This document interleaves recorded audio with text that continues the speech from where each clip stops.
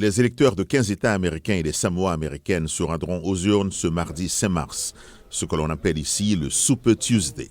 Vu que la majeure partie des délégués sont attribués lors de ces scrutins, le président démocrate Joe Biden et son prédécesseur républicain Donald Trump devraient tous deux se rapprocher de l'investiture de leur parti. L'ancienne ambassadrice américaine à l'ONU, Nikki Haley, qui tente le difficile pari de rattraper Trump dans la course électorale, a déclaré dimanche à l'émission Meet the Press de la chaîne NBC qu'elle resterait candidate aussi longtemps que les électeurs le voudraient. Ils le montreront par leur vote, ils le montreront par leurs dons. Nous devons sécuriser nos frontières et être un pays de droit et d'ordre. Et nous croyons à la paix par la force. L'immigration fait également partie des sujets sur lesquels l'ancien président Trump a choisi de se concentrer à l'approche du Super Tuesday.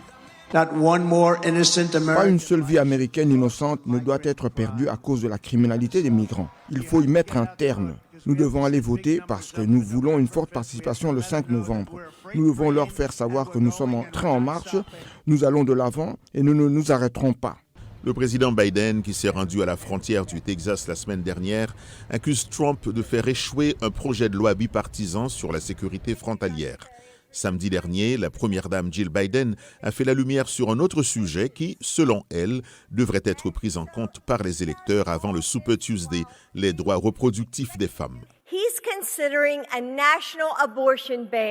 Il envisage d'interdire l'avortement au niveau national. Donald Trump est dangereux pour les femmes et pour nos familles. Nous ne pouvons tout simplement pas le laisser gagner. Le président Biden est pratiquement assuré d'être le candidat de son parti, le Parti démocrate. Du côté républicain, Donald Trump doit obtenir au moins 1215 délégués pour obtenir officiellement l'investiture. L'annonce officielle des résultats de tous les scrutins de mardi pourrait prendre plusieurs jours.